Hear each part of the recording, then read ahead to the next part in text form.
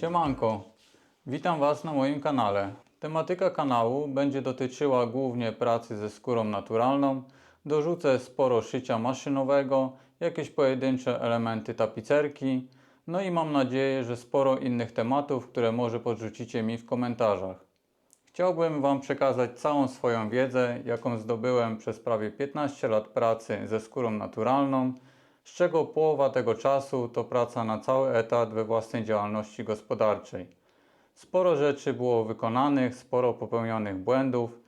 Mam nadzieję, że będziecie chętnie to oglądać. Zerknijcie teraz na stół, pokażę Wam, co jest potrzebne na start, aby zacząć przygodę ze skórą naturalną. Pierwszy element zestawu to jest szpilorek lub jakiś szpikulec do wyznaczania linii, odrysowywania szablonów na skórze. Tutaj mamy kawałek skóry. Możemy odrysować sobie. Ja używam zwykłej igły wklejonej w jakąś drewnianą rękojeść. Lekko ją stępiam tutaj u góry, żeby ten szpic nie był taki ostry i nie przecinał lica. Kolejny element to nóż do cięcia skóry. Ja używam takiego. Może być zwykły tapeciak, ale jednak polecam te noże Olfy oraz wymienne ostrza ze stali węglowej. Są bardzo ostre, wytrzymują długo. Chodzi o to, aby to cięcie było pewne i żebyśmy 5 razy nie cięli w jednym miejscu, tak żeby ta krawędź była estetyczna, równo przecięta jednym ruchem.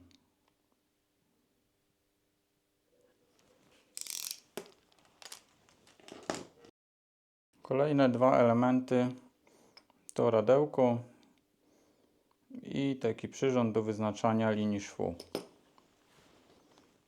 Pokrętłem możemy odblokować, żeby odsunąć lekko tą blokadę, która będzie stykała się z krawędzią skóry. Dociskamy do krawędzi i wyznaczamy linię.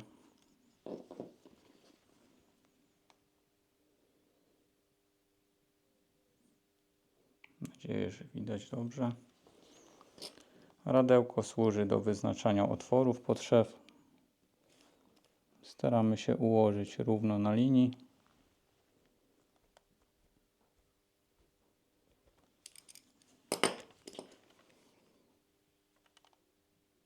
I mamy wyznaczone otwory. Te narzędzia dałem razem, bo możemy je zastąpić zwykłym cyrklem.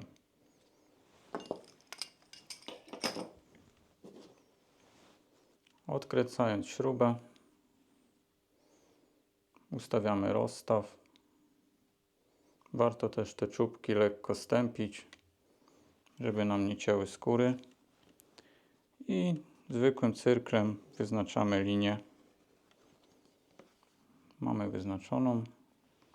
Tak samo możemy zmniejszyć teraz rozstaw i wzdłuż linii wyznaczyć sobie kropki na szw.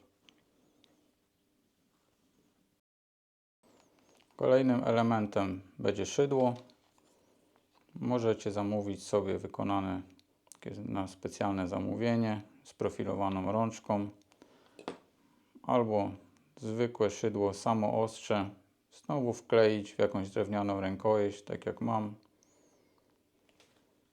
i to Wam w zupełności wystarczy do zrobienia swoich pierwszych otworów. Fazownik posłuży nam do ścięcia tej ostrej krawędzi, która powstaje po cięciu. Przykładamy ją do tej ostrej części i ścinamy. Trzymujemy tu lekkie zaoblenie. Kolejnym elementem jest taki drewniany trzonek z różnymi kanałkami. Służy on do polerowania krawędzi skóry. O polerowaniu krawędzi zrobimy osobny filmik. No jest to przedmiot, który możecie mieć, ale później zobaczycie, że też nie jest konieczny. No ale postanowiłem umieścić go w tym zestawie. Przydadzą się także dziurkacze. Moje już są dość stare. Warto też przeglądać złomy. Ten na przykład jest ze złomu. Trochę go odświeżyłem, naostrzyłem. No i cały czas się przydaje.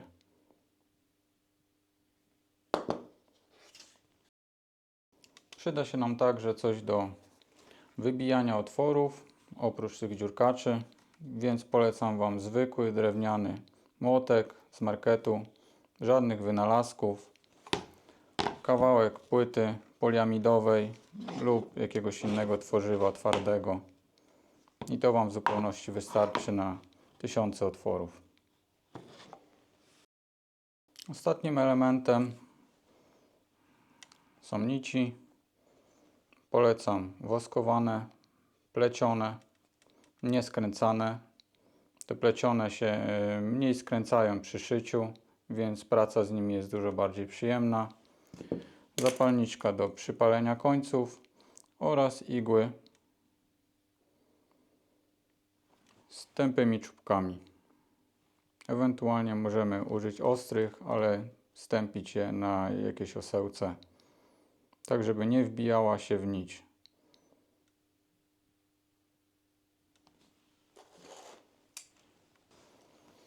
Jak widać, ten zestaw jest bardzo mały, ale w zupełności Wam wystarczy.